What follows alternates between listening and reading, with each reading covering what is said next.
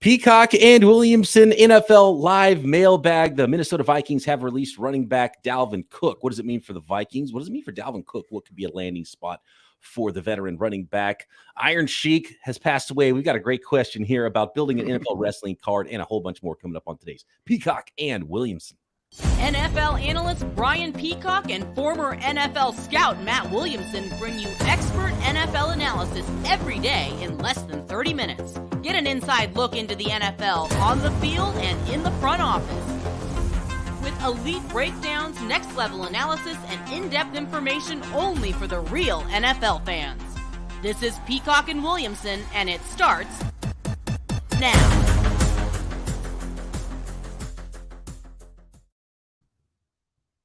Welcome to the Peacock and Williamson NFL Show. Brian Peacock alongside Matt Williamson at BD Peacock at Williamson NFL. Thanks everybody for making us your first listen right here on the Locked On Podcast Network, your team every day. Make sure you're subscribed up to the new Peacock and Williamson YouTube channel, doing one of our few live episodes. Going to try to go live a lot more this summer and have a little bit of fun interacting with you all. Appreciate those of you that will be jumping on with us live on today's episode, and feel free to add your questions to the Twitter mix at BD Peacock at Williamson NFL on Twitter is where most of the questions are coming from on today's program.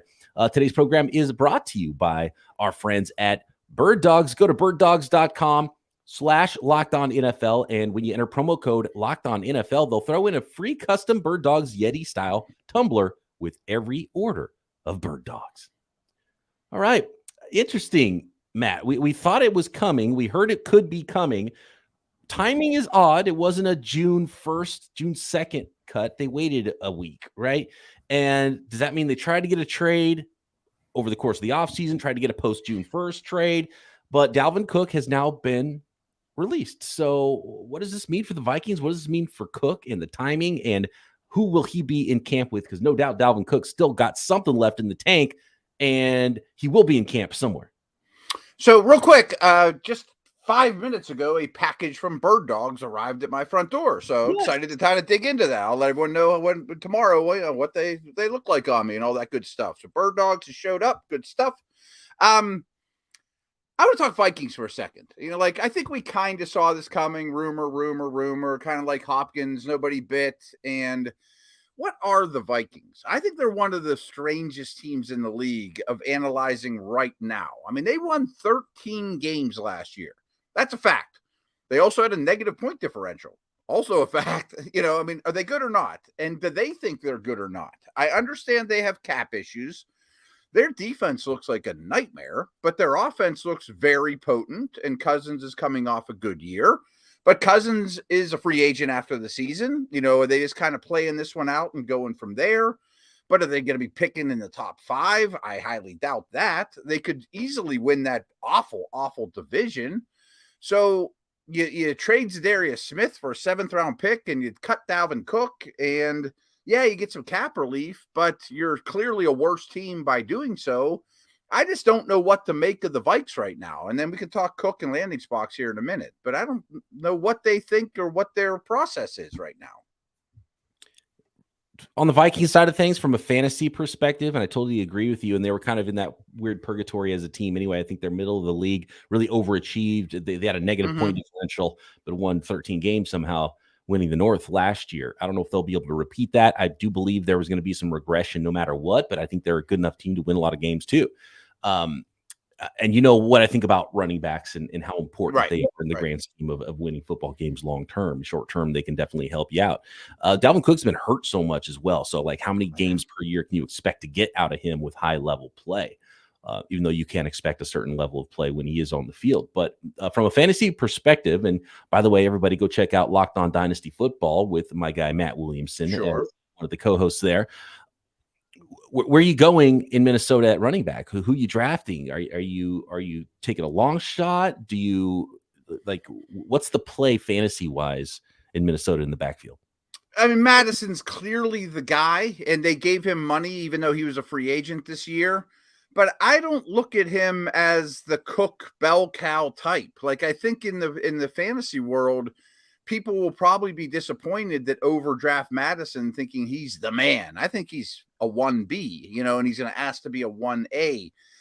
Dwayne McBride's kind of interesting. He was a 7th round pick this year, but he has no catches at UAB. Ty Chandler the year before, kind of interesting, but he was a 5th round pick out of North Carolina. But you know how this works. I mean, by week 10, one of those guys might be the starter there, and all of a sudden in the fantasy world, you're starting them time and time again because they're getting all the touches. It's almost like the quarterback's 1,000 times more important than running back, but there's no succession plan for Minnesota outside of Madison, but he's not young anymore. And the same thing's true at quarterback. If they are going to move on from Cousins after this year, there's not a Herndon Hooker sitting and waiting in the wings or anybody. I mean, I just don't quite understand the direction of the team right now. I'm all aboard the Tyson Chandler train right now. He'll be on all of my fantasy teams. In fact, he was on our Locked On Dynasty League team, our roster. I'd have to double check if he's still there. He was teetering on the edge, and I think it might have been released at some point by me, but I drafted him in that league because I really liked him, and I thought with Dalvin Cook's injuries, there might be a little more opportunity for him, and I still think the talent is there, and eventually he'll be the main guy by the end of this year. And I don't know if it's long-term, but, and Alexander Madison's a fine player, and he's clearly the short-term play. But if I'm drafting, I'm not going to spend on RB1 Alexander Madison. I'm going to try to get a screaming deal on Ty Chandler as potentially becoming the guy. Kenny Nwangu is interesting too. Just like, oh yeah, I forgot about speed, more of a kick return guy. Could he be somebody that makes some big plays as well in that backfield? So they have running backs, and they'll be okay, as most teams are at running back. But nobody's Dalvin Cook there. So I want to talk about Cook, what he is right now, and people might remember, I mean, everyone remembers, the 2017 running back class was as good as you'll ever see in the league. I mean, and I pulled it up: Leonard Fournette, Christian McCaffrey, Dalvin Cook, Joe Mixon, Alvin Kamara, even like James Conner, Aaron Jones went later in that draft, Jamal Williams, like a lot of high quality backs. But half of those guys I mentioned, to your point about not investing in running backs, are looking pretty rough right now. Kamara's facing suspension, Fournette's unemployed. How much does Conner have left? And, McCaffrey's kind of his own beast. But I bring this up just because 2 prominent backs, Cook and Mixon, when I watched their tape last year, I thought they're taking a step back. I thought that was clearly Mixon and Cook's worst year on tape this past season. Now, I'm not saying that Cook is now Ezekiel Elliott, washed up, has no purpose whatsoever. I absolutely could see the rumors about Miami being very fruitful for Cook and the Dolphins, particularly in that scheme. How about this? If I was Buffalo, I'd like to put the Cook brothers together and kind of block Miami, but Dalvin from, I mean, immediately when you're looking at teams, it's the obvious connection. And I don't know if Cook's ready to be the guy to carry a load. I think he's more likely not, because I think he's a 3rd down type of guy. I think that's what he'll be in his career.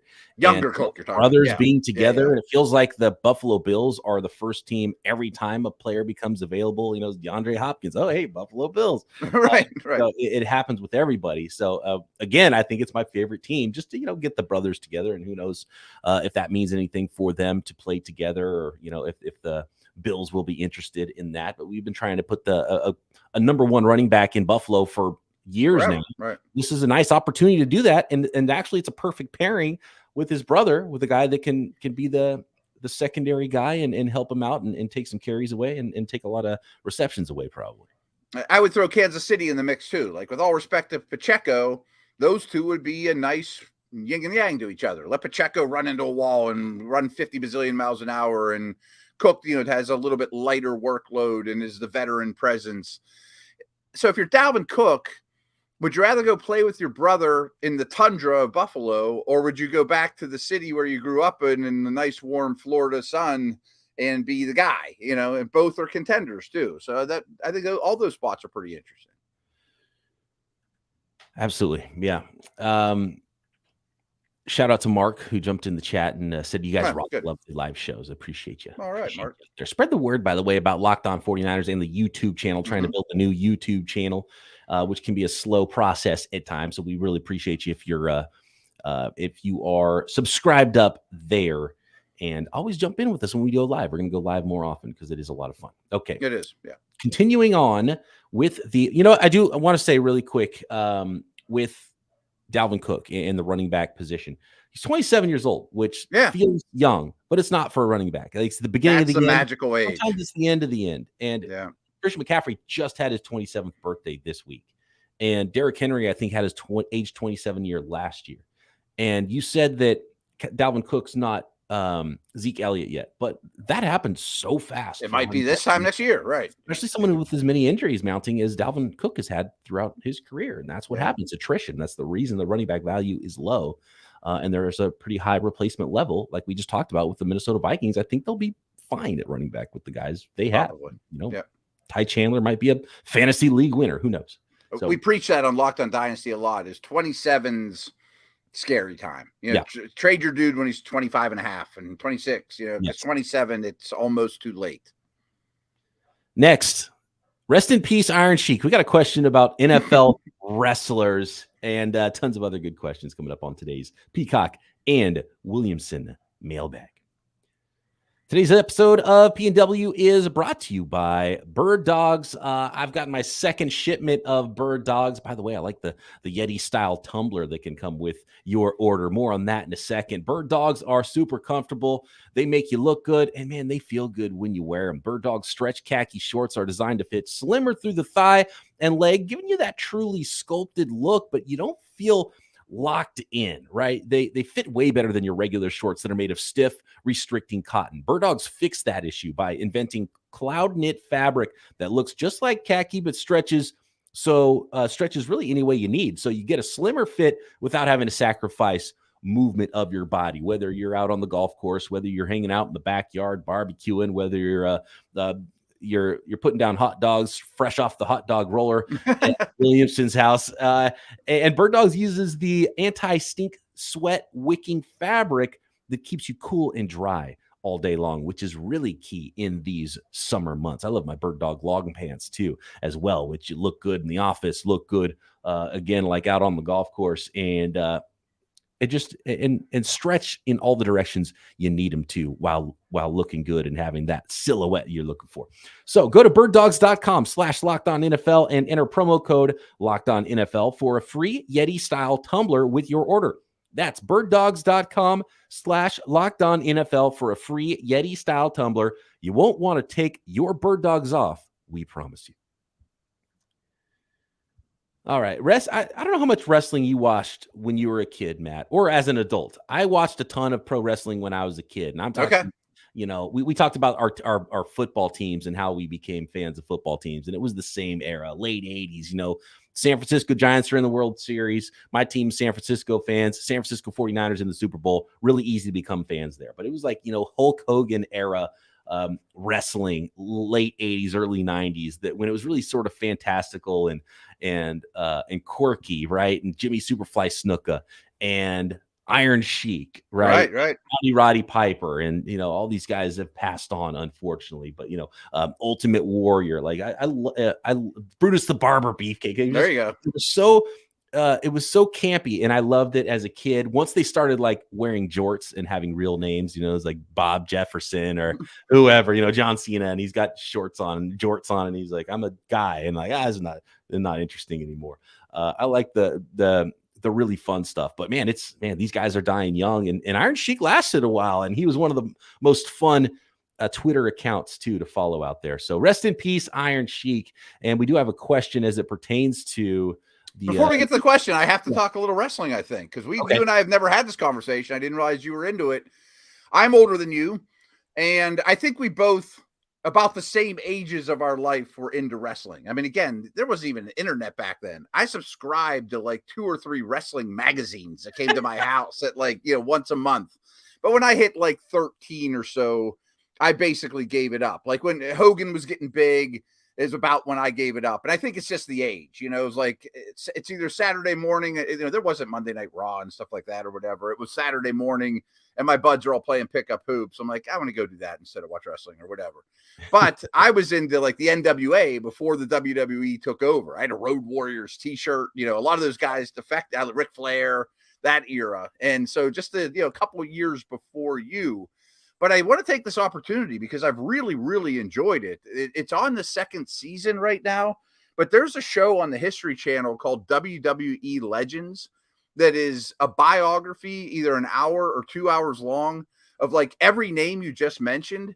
And whether you like wrestling or not, it's unbelievably fascinating. I mean, the backstories of these dudes, the abuse they take, the time on the road, Andre Giant can't fit in a car. I mean, so much substance abuse that it's remarkable because of all the pain they're in and loneliness and always on the road. And the Iron Sheik one is really, really good. Like, he was a Olympic wrestling. Like, that wasn't made up by the WWE. He was the best wrestler in Iran history. And one of his jobs was to guard the leader of Iran, I should know what that's called, but it's not called the president. It's not called the czar, but he was like in the Secret Service for the top dog in Iran. So he came and he defected over here and was truly a badass wrestler. And, so really interesting stuff. And his was as interesting as anybody's. He had substance abuse problems too. And, all their stories are insane. The Andre the Giant documentary is so good too. I love that one. Jake the Snake Roberts. His one's crazy in the too. ring with him. Yeah, that's a great story. But he nearly died from substance abuse, and they're all unbelievable. Yeah, a lot of substance abuse. But Josiah asks us here. He says, Snake draft the tag team of 5 NFL players to wrestle each other at WrestleMania, and have the people decide who wins on the team, Peacock, Team Williamson. I don't know if we have time to go that far. I don't know about that, but it would be fun to put together at least a 2-on-2 tag team, and we would have a lot of fun. He says, and just remember that Iron Sheik would put camel clutch on all the NFL jabronis. I agree. No doubt. But open to suggestions. Twitter, the chat room. If you have any names, I immediately thought of, some kind like the all cake tag team, possibly with Javon. I mean, maybe so that would be so you need the powerhouse and the high flyer. And to be honest with you, right now, the 49ers might have the most caked up guy on defense and offense with Javon Hargrave and Deebo Samuel. That's a good tag team too. I mean, there's some tremendous tag teams out there. So George Kittle's already been in WrestleMania, so I think he'd have to be the top draft pick there, because as far as pro wrestling goes, he's got the persona. He's already done it. He already loves wrestling, right? So I think that would have to be one of the draft picks. A guy like Jason Kelsey with his personality. Yeah. The Kelsey brothers. Yeah. Right. That's a no-brainer. No doubt. And they're big enough and can handle it. And the other thing about these documentaries is so many of them wanted to be pro football players. You know what I mean? I mean, there's an obvious or some of them were players and kind of washed out, like The Rock, who played at Miami. Brock Lesnar, The Rock. I mean, a lot of those dudes got pretty far. Creed Humphrey was an actual wrestler, right? There's a lot of Greco-Roman guys and stuff like that. All of those interior linemen, offensive. Oh, how about Aaron Donald? Aaron Donald's an obvious one. I mean, looks the part.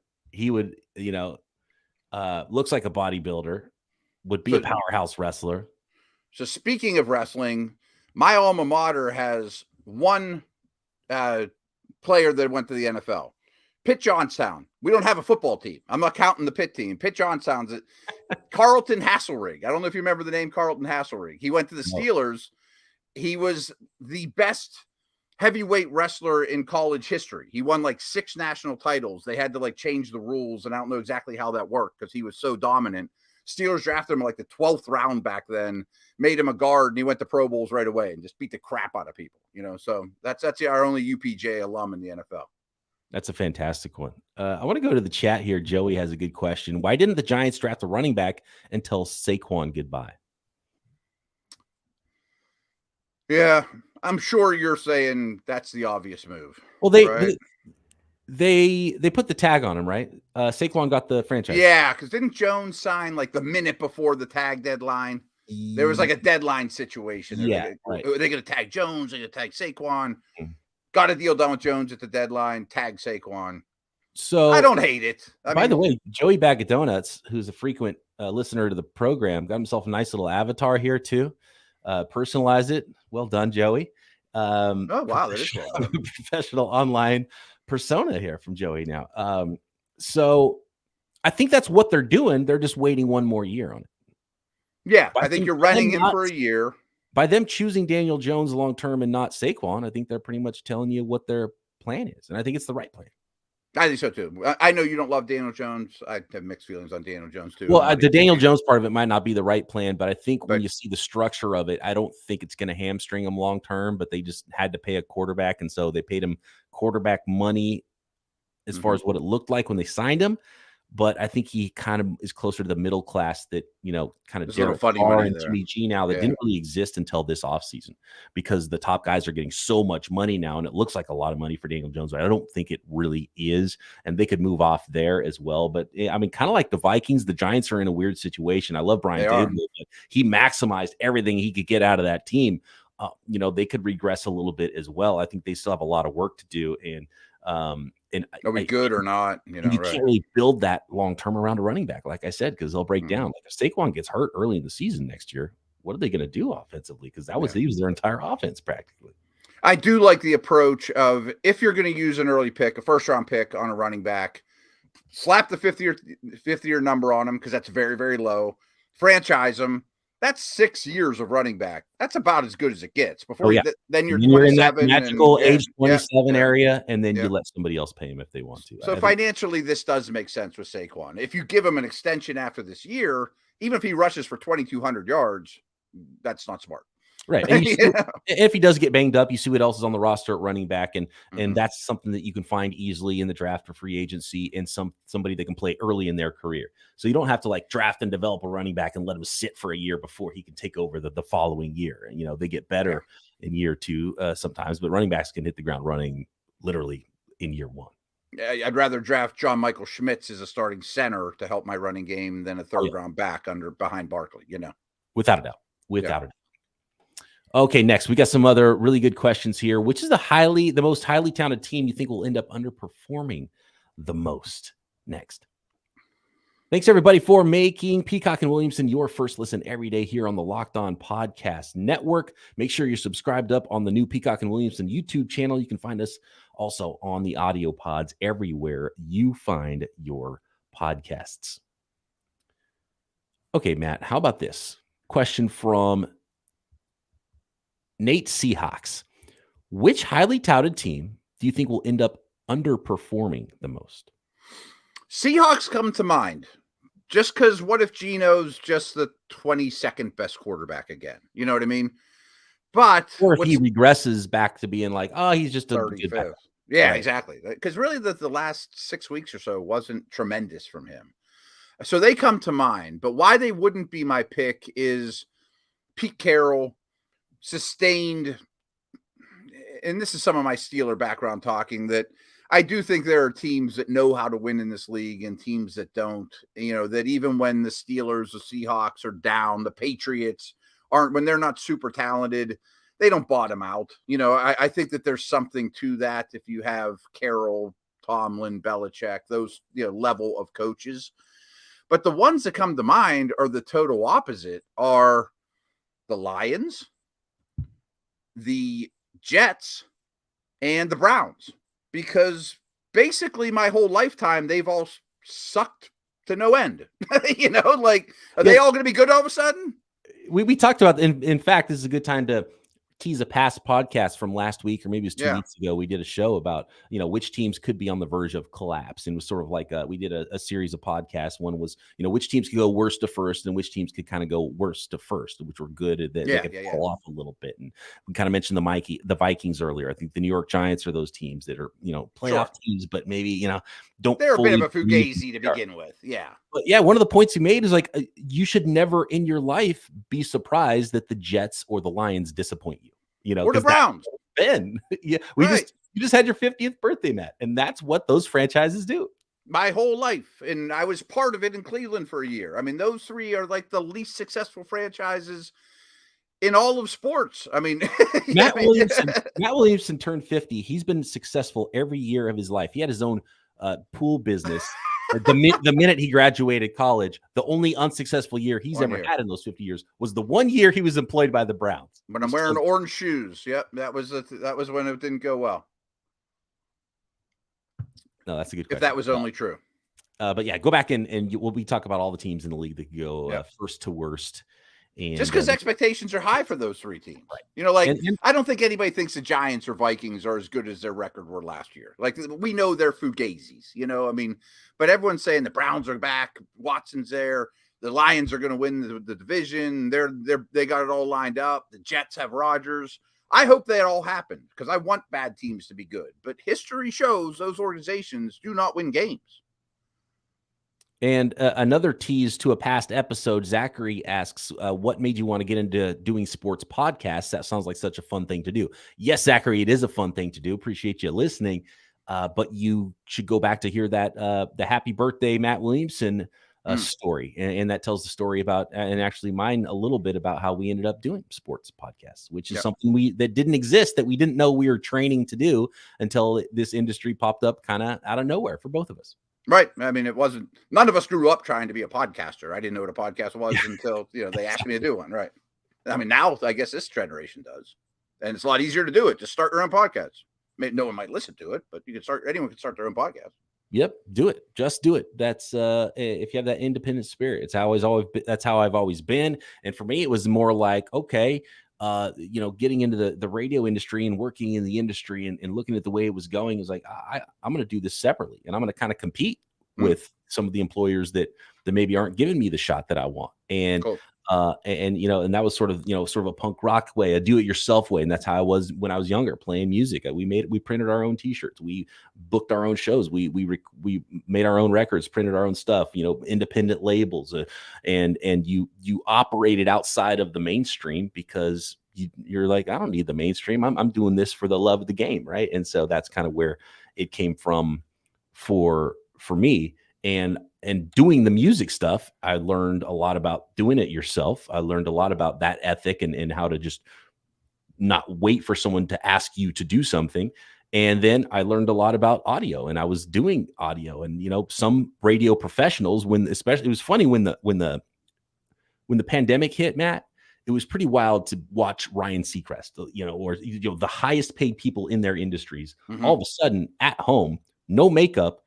They can't, They can't plug in a microphone, right? I was like, my podcast looks and sounds better than the highest paid guy on NBC right now. Because I've done it myself, right? Yeah, I learned self-taught. That's very cool. You don't happen to have a summer birthday, do you? But especially during these 6 weeks before camp, by chance? No, January. Okay. I mean, that's a little busier time to do the history of BP, but maybe one of these days in the summer, the dog days, we'll hear more about it. What I find very interesting, just for side note between you and I, is we're almost the same age gap where the Steelers legacy turned into the Niners legacy. You know what I mean? Like we were almost the same age when our terrible team turned awesome. You know what I mean? Right. Which is a huge influence on why I do this. Like if the 70 Steelers didn't exist, I would not be doing football for a living. Right. And back to the wrestling thing.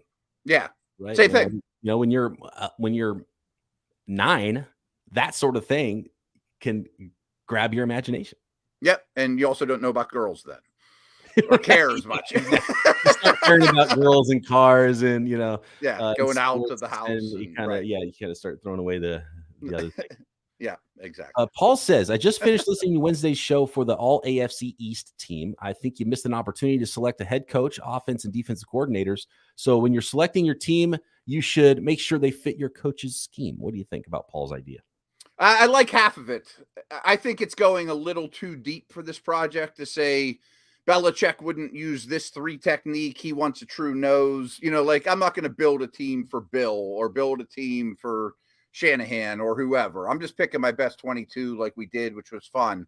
But I do think it'd be cool maybe when it's all done after we've picked 8 teams. Well, who's the head coach of the AFC West? All right, I'm going to go with him. Who are the 2 coordinators?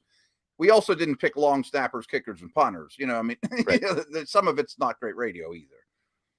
And maybe, and we don't have time to go that. We already went over on our episode, and we go over a lot. And by the way, apologies to Ross and the network who are honest about it. Sorry, we have to wrap this one up too. But maybe we'll do one final episode after all of the all division teams, and we'll rank the divisions, and then maybe we'll put a head coach with those as well. I like it. Yeah, head coach from each division to go with. You want Tomlin or Harbaugh? Do you want Shanahan or Carroll? There'll be some good battles. So stay tuned for that. Appreciate everybody for making Peacock and Williamson your first listen. Thanks everybody who brings us your questions for our mailbags every single week. Matt and I back tomorrow with the AFC North squad right here. Peacock and Williamson.